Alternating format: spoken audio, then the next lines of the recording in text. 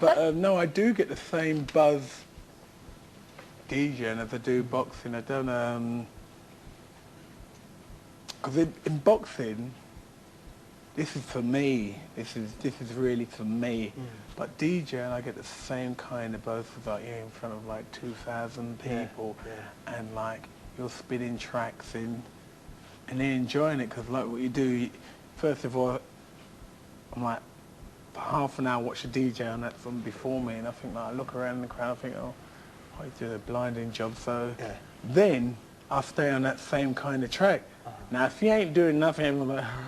I think, well, I ain't playing that progressive music, I'm playing this kind of music. So I always make sure I've got 3 different record boxes, so I get them up, but so far, touch wood, it's succeeded. Do people ever start on you? I know he's going to go. Do you know what, it's so funny. I thought you were in a club atmosphere, they're a bit pissed up on that. No, not at all, because you know what? I don't walk around like a prat, like I'm different room. If you want to have a beer with you, mate, want to chat, I'll chat with you. You know, I said, you talk about anything else, but please don't talk about it. We'll talk about that lovely lady else. Talk about it, but don't talk about boxing. But then they're like, oh yeah, she's lovely, isn't she?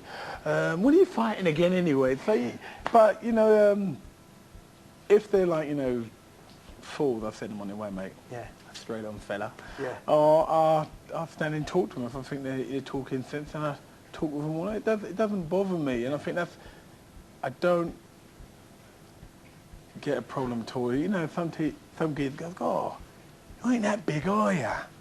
Don't worry about the size, mate. It's all fucking in here, man. That's what you got to worry about. Oh, yeah, no, I'm just saying, you want to drink, Nige? But you get that, though, you know, but it don't bother me. I don't really get people having a pop at me, but if it do, then it. But leave me alone. If you don't like me, then don't bother me. Don't bother me, because there ain't no referee here to stop me. Leave me the hell alone. Let me go on. Let me enjoy myself. You know? So some of you didn't even stop when there was a referee. When they were there on Bartley fighting. Come on, how many times have the Americans done it, eh? Well, Nigel, we're not going to have a pop at you, but we're going to allow some of our callers to ask questions in just a moment, if that's all right? No problem, Great, all right. After this short break. But still with us is our special guest, Nigel Benn. And still looking superb over there. Thank you. Easy, Tiger. Where are you DJing on Saturday? I'm actually DJing at the Powerhouse in Stratford in Waterton Road, which will be a good night. Don't forget the CD Powerhouse Volume 1, Speed Garage. Well, I just might sort of, you know, let go of all my other commitments that night. One for you, you enjoy, and one for you. Thank you very much, Nigel. You enjoy.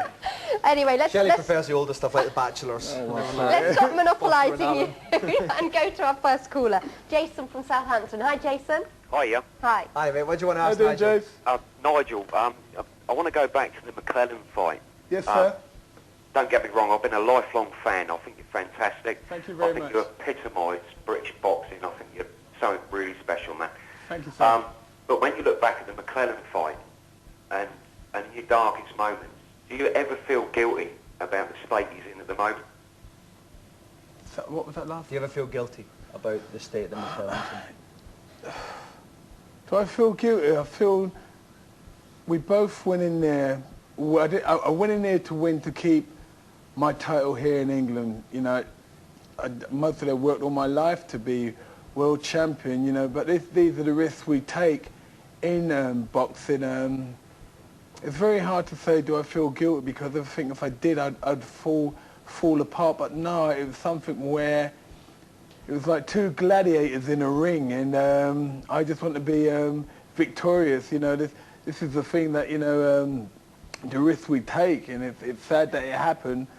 You know, I would never wish that on anyone, but you know, I'm glad it wasn't me. You know, but I'm very sad for him, because he does have a family like I do. You know, but these are the risks I take too. Give everything for my kids, and it was just sad that it had to end this way. And he talked it up before the fight. I mean, Gerald, and he said it was a war. He said he wanted to destroy you and everything. I mean, he was aware of what it was. I think, you know, at the end of the day, he was saying, instead of like doing all the shots that way, he has to train for 12 rounds when he's going to knock me out in one. But all these are registering in my mind. So I'm at home and in Tenerife training my butt off, because this ain't happening to me. And like, because he's had a reputation of knocking everyone out, he thought he 20 could do out it. of his first 31, wasn't That's it? right, and the first same round? thing when I was knocking everybody. I had 22 fights, 22 wins, 22 knockouts until I met Michael Watson. Then, wow, Yeah. it's like I had the whole world on my shoulders, so I had to go away and get my strategy right. Yeah, that was sorry. it. You two couldn't learn how to, they hadn't managed to absorb it yet. Do you know what I mean? I think that was it. Because what was it? Was it 6 rounds that Michael? Was it 6 rounds that Michael stopped in? He That was? bashed me from pillar post. That was really a But I think you said you learnt more from that fight than you did in the 21s before it. Oh yeah, because I had the world on my shoulders, cry my eyes out, so I had to pick up, go to America, brush myself down and start again. Yeah. You know? Which of course you did. Thanks very much, Jason, Thank for you. that. Yeah. Now Bob in Birmingham. Hi, Bob. Hello. Hi. Hiya. How you doing, Bob? Yes, well, I think, I'm sorry, but approaching the next millennium, I think it's about time we have to knock boxing on the head. I appreciate that people like Nigel and Frank Bruno and Nassim Mohammed are heroes to a lot of people, but surely approaching the next millennium, we should have a better way of, for young men who are poor, who are trying to escape the ghetto of poverty, but surely we should have a better way approaching the next millennium for them to do that. I think if you try and ban boxing, Bob, it's just going to go underground. It will never happen. If you try and ban boxing, it will go underground and be just like prize fighting, no proper equipment there. It's something where you're saying like, you know, but we're all over 21. This is what we want to do. It's not one saying like, oh, you can't do it. This is, you know, we want to do it. It was my God-given talent to be a fighter. I mean, it's always been around. It would never get banned. It's something where like people enjoy it. That's why there's like billions and billions of money being made in boxing every year or whatever, and it would never be banned. And like, if you do try and ban it, it's going to go underground. Yeah. I mean, the key thing is to make it safer, isn't it? You can't really make boxing safe. You really can't. If you put headgear on, all it is cushioning the blow. Yeah. So that means you're going to take more. Yeah. It's still jarring the brain. That's the whole That's thing. The pants things don't really work that much.